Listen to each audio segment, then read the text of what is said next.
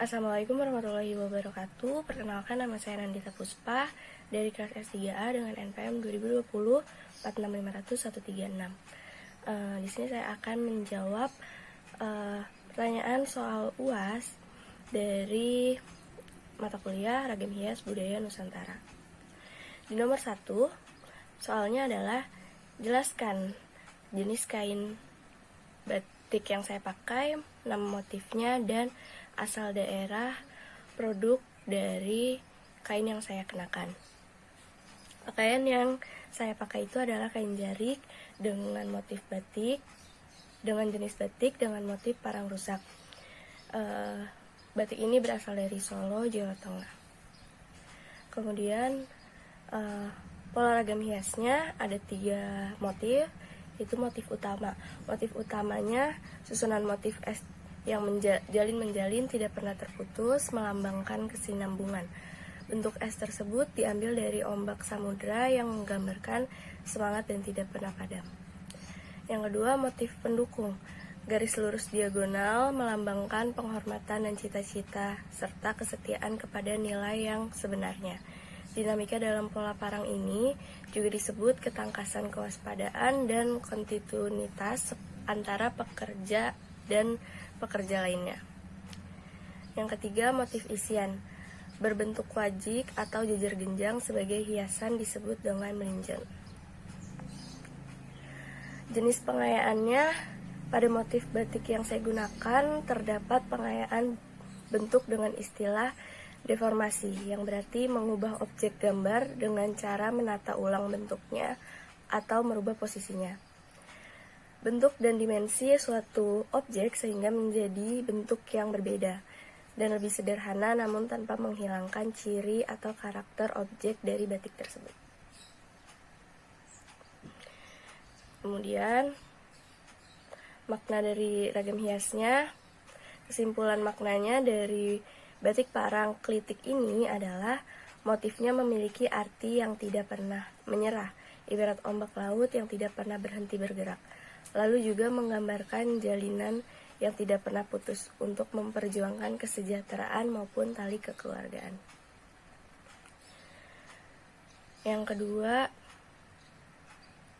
soalnya satu objek beda pengayaan. Jelaskan menurut pendapat Anda mengapa suatu objek yang sama ditampilkan secara berbeda pada tiap kebudayaan.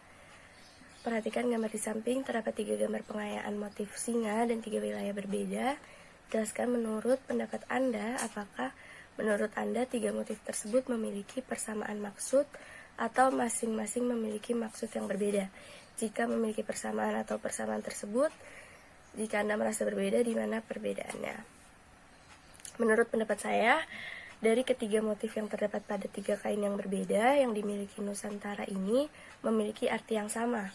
Karena singa merupakan salah satu binatang mitologi yang kerap ditampilkan karena merupakan binatang buas yang kuat jika dibandingkan dengan jenis binatang yang lainnya yang ada. Selain itu, singa juga bisa disebut sebagai raja hutan. Di dalam kebudayaan Eropa, singa merupakan simbol dari kekuatan. Maka dari itu, perwujudan singa di dalam batik dan kain tenun yang dimiliki Nusantara bermaksud untuk memperhatikan kekuatan yang ada pada masyarakat di Nusantara karena memiliki persatuan kekuatan yang mengartikan gotong royong dan toleransi dalam menghargai pendapat satu orang dengan orang lainnya. Soal yang ketiga, batik instansi. Dalam perkembangan batik di era modern ini muncul motif-motif yang melibatkan benda-benda buatan manusia, termasuk logo. Logo menjadi salah satu bagian yang ditorehkan ke dalam batik untuk memberikan suatu identitas pada batik yang dimaksud. Unindra adalah salah satu instansi yang memproduksi kain batik dengan logo instansinya untuk digunakan pegawainya. Namun di sisi lain, logo merupakan suatu produk desain modern yang menjadi salah satu identitas visual suatu lembaga atau instansi. Jelaskan menurut pendapat Anda apakah logo dapat disebut sebagai ragam hias ketika muncul dalam suatu produk kain batik. Menurut pendapat saya, Logo tidak bisa disebut sebagai bagian dari ragam hias, karena logo memiliki karakteristik yang berbeda yang ia miliki dan tidak memenuhi kriteria dalam pembentukan motif pada kain tersebut. Hanya ditempelkan saja ke dalam motif ragam hias dan menjadikannya motif utama pada batik atau ragam hias tertentu. Oke, sekian presentasi dari saya. Apabila ada kata-kata yang salah, kurang lebihnya mohon dimaafkan. Wassalamualaikum warahmatullahi wabarakatuh.